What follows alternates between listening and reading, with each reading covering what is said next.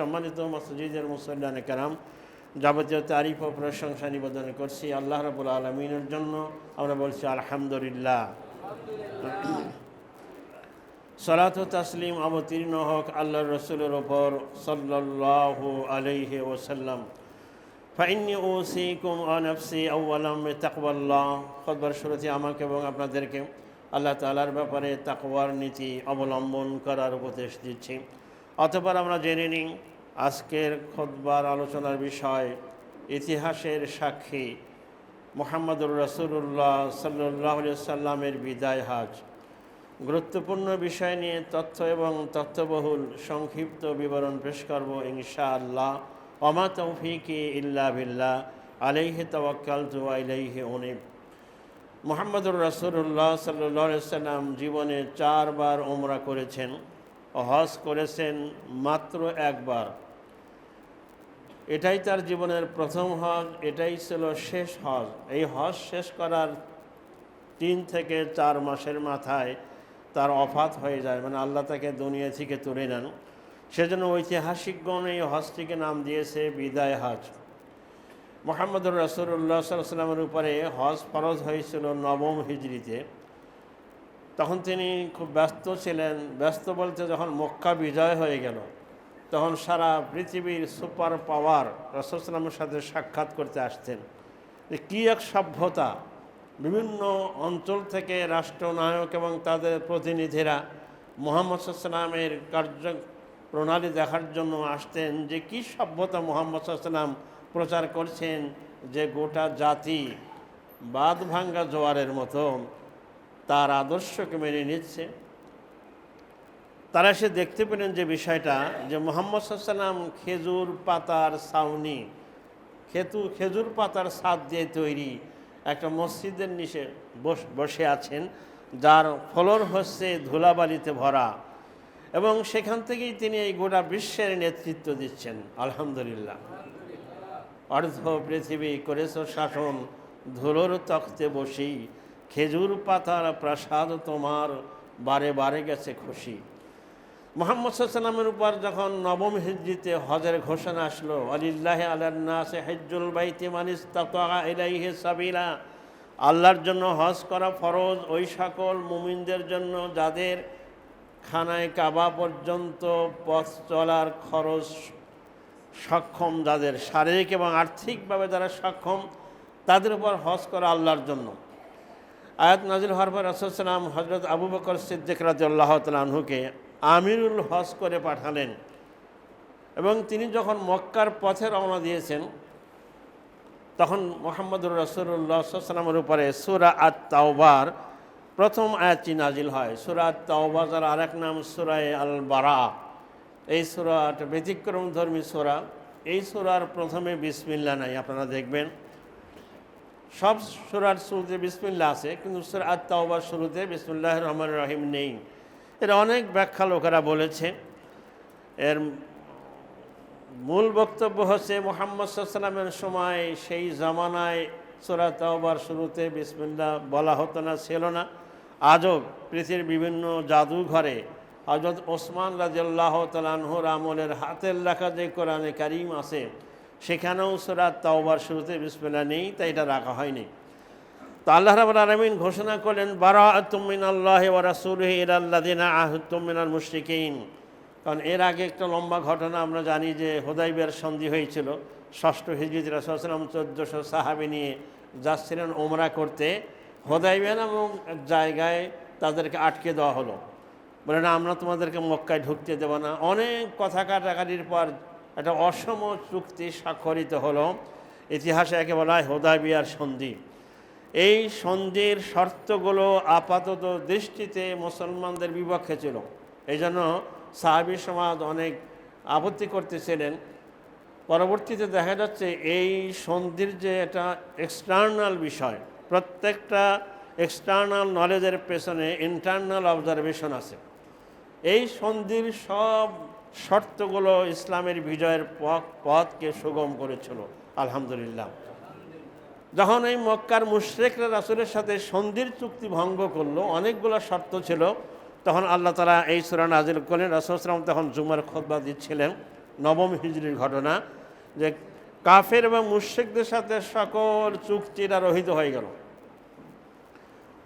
ফাসিহু feel আরদি আরবাআতা আশহুর, হে মক্কার মুশরিকরা, তোমরা 4 মাস পর্যন্ত অবাধে চলাফেরা করতে পারবে। ওয়ালামু আন্নাকুম গায়রু মুজিজিল্লাহ, তোমরা আল্লাহকে পরাজয় করতে অক্ষম, কখনো পারবে না। ওয়ান্নাল্লাহ মুখজিল কাফিরিন, আর আল্লাহ কাফেরদেরকে অপদস্থ করে ছাড়বেন। এই আয়াত নাজিল হওয়ার পরে রাসূলুল্লাহ সাল্লাল্লাহু আলাইহি ওয়াসাল্লাম হযরত আলীকে তাড়াতাড়ি মক্কায় পাঠালেন যে হযরত আবু বকর গিয়েছে, তুমি যাও সেখানে ইয়ামুন নাহারের দিন, সেই সময় ইয়ামুন নাহার কোরবানি, আমরা যেটাকে ঈদুল আজহা বলি, সেই দিন বিশাল জনসমাগম হতো, যেখানে ঘোষণা দেবে আগামী বছর কোনো মুশরিক এই মক্কাতুল মুকাররমায় অবস্থিত খানায়ে কাবায় হজ করতে পারবে না, আর কোনো অমুসলিম, কোনো হাজি, কোনো মানুষ উলঙ্গ হয়ে তাওয়াফ করতে পারবে না। কারণ মক্কার লোকেরা কাবাকে তাওয়াফ করতে উলঙ্গ হয়ে, তারা মনে করতে এই কাপড় পরে আমরা কত পাপ করি, এই কাপড় পরে আমরা, এই কাপড় আমাদের পোশাক, এটা সুদের টাকায়, হারামের টাকায় তৈরি, আমরা ছিনতাই করে, ডাকাতি করে, চাঁদাবাজি করে অর্থ সঞ্চয় করি, তার থেকেই আমাদের পোশাক, এই পোশাক পরে আল্লাহর ঘরের সামনে যাব না। নারী পুরুষ সবাই উলঙ্গ হয়ে খানায় কাবা তাওয়াফ করত, নাউযুবিল্লাহ মিন যালিক। হযরত আবু বকর রাদিয়াল্লাহু তাআলা আনহু মক্কায় পৌঁছেছেন, এরপর আলী রাদিয়াল্লাহু তাআলা পৌঁছে গেলেন এবং সেখানে হযরত আবু বকর এবং আলী রাদিয়াল্লাহু তাআলা আনহুমা দুজন ঘোষণা দিলেন। এই ঘোষণা দেওয়ার পর নবম হিজরিতে যদিও হজ ফরজ হল, রাসূল সাল্লাল্লাহু আলাইহি ওয়াসাল্লাম হজের সিদ্ধান্ত গ্রহণ করলেন 10ম হিজরিতে, 1 বছর পর। 10ম হিজরি জিলকাদ মাস, জুলকাদা মাস, যেটা আমাদের পত্রিকায় লেখে জিলকাদ মাস, আসলে নাম হচ্ছে জুল কাদা। জিলকাদ মাসের 24 তারিখ ছিল জুমাবার। মুহাম্মদ সাল্লাল্লাহু আলাইহি ওয়াসাল্লাম জুমার খুতবা দিলেন যে ইয়া আইয়ুহান নাস, হে লোক সকল, ইন্নাল্লাহা ফারাদা আলাইকুমুল হাজ্জা, আল্লাহ তোমাদের উপরে হজকে ফরজ করেছেন, ফাহাজ্জু, সুতরাং হজ করো। একজন সাহাবী দাঁড়িয়ে বললেন যে ইয়া রাসূলুল্লাহ, প্রতি বছরই কি হজ করা ফরজ? রাসূলুল্লাহ সাল্লাল্লাহু আলাইহি ওয়াসাল্লাম চুপ থাকলেন। এই সাহাবী 3 বার প্রশ্ন করলেন। এবার নবী মুহাম্মদ সাল্লাল্লাহু আলাইহি ওয়াসাল্লাম জবাব দিচ্ছেন, আমি যদি হ্যাঁ বলতাম তাহলে প্রতি বছর তোমাদের জন্য হজ ফরজ হয়ে যেত, আর যেটা তোমরা পালন করতে পারতে না। রাসূল সাল্লাল্লাহু আলাইহি ওয়াসাল্লাম বলছেন হজ ফরজ, এবং তিনি ঘোষণা দিলেন যে আমি আগামী এই বছর ইনশাআল্লাহ হজে যাব। জুমার দিনে কথা বললেন, মুহূর্তের ভিতরেই কি বলেন, বাতাসের বেগে চতুর্দিকে এই খবর ছড়িয়ে পড়ল যে নবী মুহাম্মদুর রাসূলুল্লাহ সাল্লাল্লাহু আলাইহি ওয়াসাল্লাম হজে যাচ্ছেন। শনিবারের দিন রাসূল সাল্লাল্লাহু আলাইহি ওয়াসাল্লাম মসজিদে নববীতে জোহরের সালাত আদায় করলেন এবং মসজিদে নববী থেকে এবার হজের উদ্দেশ্যে, মানে মক্কাতুল মুকাররমার উদ্দেশ্যে রওনা দিলেন। মদিনাতুল মুনাওয়ারা থেকে 10 কিলোমিটার দূরে জুল হুলাইফা নামক জায়গায় পৌঁছলেন। আগেই তিনি একজন প্রতিনিধিকে পাঠিয়েছিলেন সেখানে তাঁবু গাড়ার জন্য। সেখানে তিনি আসরের সালাত আদায় করলেন এবং মদিনাতুল মুনাওয়ারা থেকে জুল হুলাইফা মাত্র 10 কিলোমিটার, কিন্তু সেখানে আসরের সালাত তিনি কসর করলেন। এই কসর করার কারণ সম্পর্কে ওলামাদের ভিতরে 2টো মত আছে। কারো কারো মত যেহেতু তিনি সফর শুরু করেছেন, আর কারো কারো মত হচ্ছে এটা মুসাফিরের সফর না, সফরের কসর নয়, এটা হজের কসর। যেমন যারা হজের খুতবা দেন, বেশিরভাগ মসজিদে হারাম বা কাবার ইমাম, তারা তো স্থানীয় মুকিম, তাদের জন্য তো মুসাফিরের হুকুম আসে না, কিন্তু তারা কিন্তু ওই যতদিন মিনা এবং আরাফা মুজদালিফায় থাকেন তারা কসর করেন, কারণ এটা হলো হজের কসর। রাসূল সাল্লাল্লাহু আলাইহি ওয়াসাল্লাম সেখানে 2 রাকাত আসরের সালাত আদায় করলেন আর বললেন আজকে রাত্রে এখানে আমরা অবস্থান করব, রাত থাকলেন। কারণ হচ্ছে আশেপাশে থেকে আরও যারা হজে যেতে চান তারা যাতে এখানে হাজির হন, এবং সারা রাত লোকেরা আসতে থাকলো। পরের দিন সকালে আসলো, জোহরের সালাত রাসূল সাল্লাল্লাহু আলাইহি ওয়াসাল্লাম আবার জামাতে আদায় করে জোহরের পরে রওনা দিলেন মক্কাতুল মুকাররমার উদ্দেশ্যে। এবং প্রায় 7 দিন চলার পরে রাসূল সাল্লাল্লাহু আলাইহি ওয়াসাল্লাম পরের শনিবারে বা পরের রবিবারে তিনি মক্কাতুল মুকাররমায় পৌঁছলেন। তবে তিনি শুরুতে মক্কায় ভেতরে ঢোকে নাই, মক্কার একটা বাইরে একটা উপত্যকায় তিনি অবস্থান করলেন এবং সেখানে থাকার পরে তারপরে সেখান থেকে তিনি এহরাম করে তিনি তারপরে মক্কাতুল মুকাররমায় হজের উদ্দেশ্যে রওনা দিলেন। রাসূল সাল্লাল্লাহু আলাইহি ওয়াসাল্লাম মক্কা খানায় কাবা তাওয়াফ করে তিনি যেহেতু হজ্জে কেরানের নিয়াত করেছিলেন, হজ তিন প্রকার, হজ্জে কেরান, হজ্জে তামাত্তু এবং হজ্জে ইফরাদ। আমাদের বাংলাদেশের বেশিরভাগ হাজি সাহেবগণ হজ্জে তামাত্তু করেন, আগে উমরা করেন, উমরা শেষ করে উমরা থেকে হালাল হয়ে যান, আবার ওই মিনায় যাওয়ার আগের দিন 7 তারিখ বা 8 তারিখ আবার হজের এহরাম করে মিনায় রওনা দিয়ে থাকেন। মুহাম্মদুর রাসূলুল্লাহ সাল্লাল্লাহু আলাইহি ওয়াসাল্লাম যেহেতু কোরবানির হাদি, কোরবানির সময় ঈদের সময় মানে হজের সময় যে পশু কোরবানি করা হয় এটাকে হাদি বলা হয়, হাদির সাথে নিয়েছিলেন, তাই তিনি হজে কেরান করলেন। এরপরে যথারীতি তিনি মিনায় গেলেন, মিনা থেকে আরাফার ময়দানে গেলেন। আরাফার ময়দানে অবস্থান করার সময় তিনি মসজিদে নামিরা, এখন যেটা বলা হয় বিশাল মসজিদ, এটা হজের পরে হাজি সাহেবদেরকে জিয়ারতে নিয়ে যাওয়া হয়। এই মসজিদের একটা অংশ পড়েছে আরাফার ভিতরে হারাম এলাকায়, আর একটা অংশ পড়েছে হারামের বাইরে। রাসূলুল্লাহ সাল্লাল্লাহু আলাইহি ওয়াসাল্লাম হারামের বাইরে কিন্তু খুতবা দিয়েছিলেন হজের। আমাদের দেশের মানুষেরা মনে করে, বেশিরভাগ মানুষ মনে করে যে জাবালে রহমত বা যেটাকে জাবালে আরাফা বলা হয়, এখানে রাসূলুল্লাহ সাল্লাল্লাহু আলাইহি ওয়াসাল্লাম খুতবা দিয়েছিলেন, এটা সহিহ হাদিস দ্বারা প্রমাণিত নয়। এই জন্য দেখবেন যে হজের সময় হজে গেলে দেখবেন যে সকাল থেকে শুরু করে 9 আরাফা দিবস, 9 জিলহজ আরাফা দিবসে আল্লাহর একদল বান্দা একেবারে জাবালে আরাফার উপর থেকে নিচ পর্যন্ত শুধু সাদা আর সাদা দেখা যায়। তারা সবাই এই আশায় ওখানে থাকেন যে এখানে আল্লাহ রাসূল হজের খুতবা দিয়েছেন। না, উনি খুতবা দিয়েছেন মসজিদের নামিরা যেখানে ওখানে, এবং এখনও মসজিদের নামিরার যে মেম্বার আছে যেখানে খুতবার জায়গা, এখনও সৌদির প্রতিনিধি যে খুতবা দিয়ে থাকেন এটা আরাফার বাইরে। রাসূল সাল্লাল্লাহু আলাইহি ওয়াসাল্লাম খুতবা শেষ করার পরে তারপরে তিনি আরাফার ময়দানে গিয়ে অবস্থান করেছেন, এবং কোনো কোনো হাদিসে পাওয়া যায় তিনি অবস্থান করেছেন ওই জাবালে আরাফা বা জাবালে রহমত। রাসূল সাল্লাল্লাহু আলাইহি ওয়াসাল্লাম এবার খুতবা শুরু করলেন। খুতবার শুরুতে খুতবায়ে হাজত, যেটা ইমাম সাহেব আমরা যারা পড়ে থাকি ইন্নাল হামদুলিল্লাহ নাহমাদুহু ওয়া নাস্তাঈনুহু, এই কথাগুলো বলে উনি এবার শুরু করছেন ইন্নাল্লাহা ইস্তাদারাকা কাহায়াতি। আল্লাহ তাআলা এই যুগকে, এই সময়কে আবার আগের সময় ফিরে এনেছেন, যেদিন আল্লাহ তাআলা এই মহাকাশ এই পৃথিবী সৃষ্টি করেছিলেন তখন দিনটা যেমন ছিল আবার সে অবস্থায় ফিরে এসেছে। আল্লাহ তাআলার হিসাব গণনায় মাস হচ্ছে 12টি, যেটা সূরা তাওবার 36 নম্বর আয়াতে রয়েছে। মাস হলো 12টি, এটা 11ও হবে না, 13ও হবে না।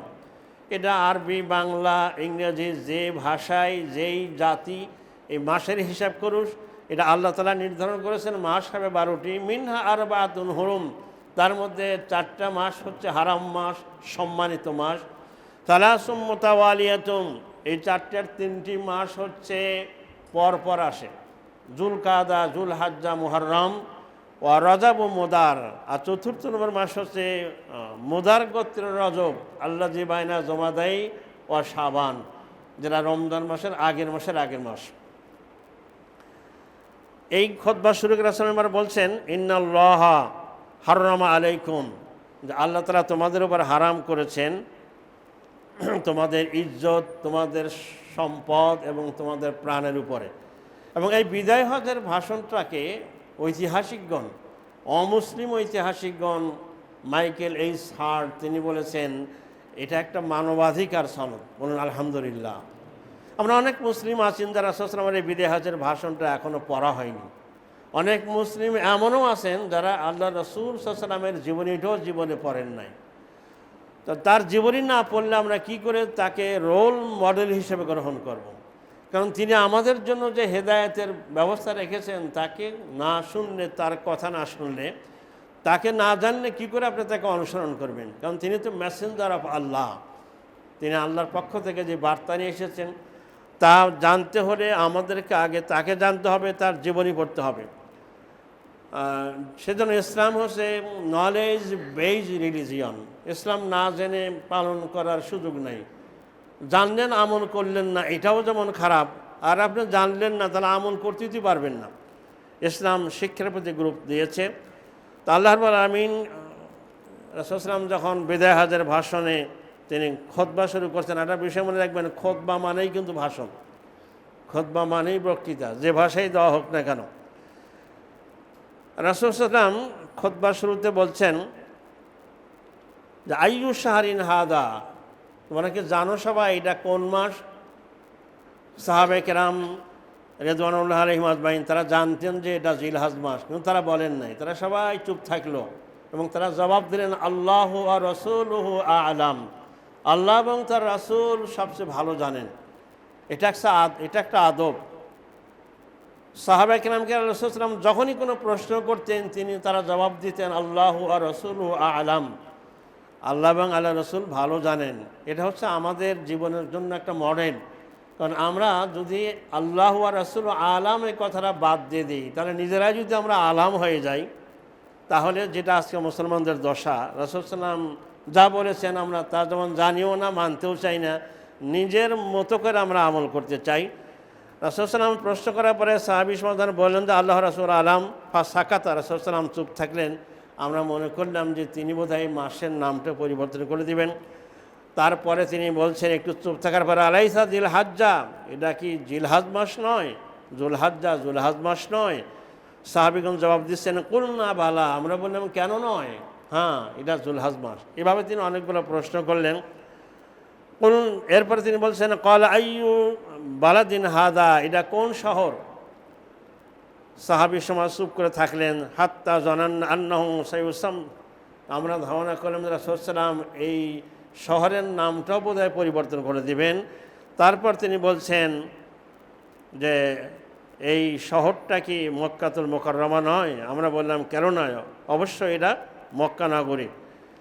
এরপরে রাসূল সাল্লাম প্রশ্ন করলেন যে এটা কোন দিন? এটা বুখারীতে দুই রকমের বর্ণনা আসছে। সাহাবী সমাজ কেউ বলছেন যে রাসূল সাল্লাম জিজ্ঞেস করেন এটা কোন দিন, সাহাবীরা আবার বলেন যে এটা আল্লাহ এবং আল্লাহ রাসূল ভালো জানে। রাসূল সাল্লাম বলছেন এক বর্ণনা আসছে এটা হচ্ছে আরাফার দিন, আর এক বর্ণনা আসছে সাহাবী সমাজ উত্তর দেন এটা হচ্ছে ইয়ামুন নাহার, কোরবানের দিন। তার মানে একই ভাষণ রাসূল সাল্লাম 9 তারিখে আরাফার ময়দানও দিয়েছেন, আবার 10ই জুলহাজ যেটাকে আমরা ঈদুল আজহা বলি সেই দিনও তিনি ভাষণ দিয়েছেন। তাই কথাটা রিপিট আসছে বারবার। এসব কথাগুলো বলার পরে রাসূল সাল্লাম এবারে তার মূল খুতবায় প্রবেশ করলেন। খুতবার আগে কিছু ভূমিকা স্বরূপ এই কথাগুলো প্রশ্নগুলো বলার পরে তিনি এবার বলছেন যে তোমাদের জান, তোমাদের সম্মান এবং তোমাদের সম্পদ হারাম, মানে পবিত্র সম্মানিত, যেরকম আজকের এই দিনটি, আজকের এই মাসটি পবিত্র, আজকের দিনটি পবিত্র, এই শহর মক্কা নগরী পবিত্র। তাই কোনো মানুষের জীবনকে হরণ করা, সংহার করা কোনো মানুষের জন্য বৈধ নয়। তার একজন মানুষের কাছে আরেকজন মানুষের জীবন থাকবে মাহফুজ, সংরক্ষিত, সুরক্ষিত। অনুরূপভাবে মানুষের ইজ্জত, মানুষের সম্মান এটা অনেক মর্যাদাবান। কোনো মানুষের সম্মানকে হরণ করা এটা মহাপাপ। তদ্রূপ মানুষের সম্পদ হরণ করাও মহাপাপ। এভাবে রাসূল সাল্লাম খুতবা শুরু করছেন। ইতিমধ্যে তার উপরে আসরের নামাজের পরে, জুমার দিন সালাতুল আসরের পরে মাগরিবের আগাগ দিয়ে সূরা মায়েদার একটা আয়াত নাযিল হলো, 3 নম্বর আয়াত, আল ইয়াউমা আকমালতু লাকুম দীনাকুম, আজকের দিন আমি তোমাদের জন্য তোমাদের দিনকে পরিপূর্ণ করে দিলাম। বলুন আলহামদুলিল্লাহ। আজকে থেকে ইসলাম কমপ্লিট কোড অফ লাইফ, পরিপূর্ণ জীবন বিধান। ওয়াতমামতু আলাইকুম নিআমাতি, তোমাদের উপরে আমার নিয়ামতকে সম্পূর্ণ করলাম। ওয়ারাদিতু লাকুমুল ইসলামা দীনা, আর ইসলামকে তোমাদের জন্য জীবন বিধান হিসাবে আমি মনোনীত করলাম। আলহামদুলিল্লাহ। এই কথা ব্যাপক ব্যাখ্যা সাপেক্ষ। ইসলাম পরিপূর্ণ, আল্লাহর ঘোষণা। সুতরাং এই ইসলামের ভিতরে যেমন কিছু ঢোকানোও যাবে না, ইসলাম থেকে কিছু বাদ দেওয়াও যাবে না। রাসূল সাল্লাল্লাহু আলাইহি ওয়াসাল্লাম বলেছেন আমি যা বলি এটা তোমাদের সাধ্য অনুযায়ী তোমরা গ্রহণ করো। হ্যাঁ, কিছু তোমাদের দুর্বলতার কারণে ছুটে যেতে পারে, তবে আমি যেসব ব্যাপারে নিষেধ করি এই ব্যাপারে 100% তোমরা তা থেকে বিরত থাকার চেষ্টা করবে। তাহলে ইসলাম পরিপূর্ণ, এটাকে যদি কেউ অসম্পূর্ণ করতে চায় কীভাবে করবে? মনে করুন ঢাকা শহরে একটা চমৎকার মসজিদ বানানো হয়েছে, মসজিদ কমপ্লিট, একজন একটা স্বর্ণের ইট নিয়ে আসছে, বলছেন দেখুন এই পুরো মসজিদ বানাতে যত টাকা খরচ হয়েছে এই এক ইটের দাম তার চেয়ে বেশি, সুতরাং এই ইটটা মসজিদের কোথাও একটা জায়গা বসিয়ে দিন। সবাই বলছেন না মসজিদের কাজ কমপ্লিট, এখন তারা বসানো যাবে না। এখন যদি এই মসজিদের ইট কোথাও বসাতে হয় তাহলে কি করতে হবে? কি করতে হবে? কোথাও ভাঙতে হবে। আল্লাহ বলছে ইসলাম কমপ্লিট, আলিয়াউমা আকমালতু লাকুম দীনাকুম। যদি আপনি এর ভিতরে কিছু ঢোকাতে যান তাহলে ইসলামের কিছু অংশকে বিতাড়িত করতে হবে, বাদ দিতে হবে। বলেন নাউজুবিল্লাহ।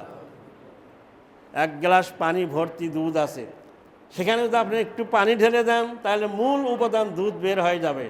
তাই ইসলাম হচ্ছে পরিপূর্ণ। ইসলামের ভিতরে যদি কেউ নতুন কিছু ঢোকাতে চায় ইসলাম সেখান থেকে বিতাড়িত হবে। যেখানেই একটা সুন্নাতকে বাদ দেওয়া হবে সেখানেই বেদাত প্রবেশ করবে। নাউজুবিল্লাহ মিন যালিক। সেজন্য ইমাম সাহেবগণ সব মসজিদের ইমাম একটা খুতবার শুরুতে বলেন কুল্লু মুহদাসাতিন বিদআ। ইসলামের ভিতরে নব অভিনবত্ব, নতুন উদ্ভাবিত সকল কর্মকাণ্ড হচ্ছে বেদাত। অকুল্লু বেদাতিন দলালা, আর বেদাত হচ্ছে পথভ্রষ্টতা। অকুল্লু দলালাতিন ফিন্নার, আর এই পথভ্রষ্টতা মানুষকে জাহান্নামে নিয়ে যাবে। বলুন নাউজুবিল্লাহ মিন যালিক। সম্মানিত মসজিদের মুসল্লিন কেরাম, তাই বলছিলাম এই বিদায় হজের ভাষণটি একটু সকলেই মনোযোগ দিয়ে পড়ুন। তিনি সেখানে অনেকগুলো কথা বলেছেন, খুতবার সংক্ষিপ্ত পরিসরে এটা আলোচনা সম্ভব নয়, আমরা আর একদিন আলোচনা করার চেষ্টা করব। রাসূল সাল্লাম গোটা উম্মত শুধু নয় গোটা মানব জাতির জন্য যেই নির্দেশনা, যেই মানবাধিকারের সনদ ঘোষণা করেছিলেন, নারী জাতির কথা বলেছেন, অধীনস্থ কর্মচারী কর্মকর্তাদের সাথে ব্যবহারের কথা বলেছেন। আল্লাহ রাব্বুল আলামিন এই বিদায় হজের ভাষণ সহ নবী মুহাম্মদুর রাসূলুল্লাহ সাল্লাল্লাহু আলাইহি ওয়াসাল্লামের গোটা জীবনালেখ্য, গোটা সিরাতকে বুঝে এর উপরে আমল করার তৌফিক দান করুক। আমিন। বারাকাল্লাহু লানা ওয়া লাকুম ফিল কুরআনিল আযীম ওয়া নাফা'আনি ওয়া ইয়্যাকুম বিমা ফীহি মিনাল আয়াতি ওয়ায যিকরিল হাকীম। আকুলু কাওলি হাযা আস্তাগফিরুল্লাহ লি ওয়া লাকুম ওয়া লিসাইরিল মুসলিমিনা মিন কুল্লি যামব ফাস্তাগফিরুহু ওয়া তুবু ইলাইহি ইন্নাহু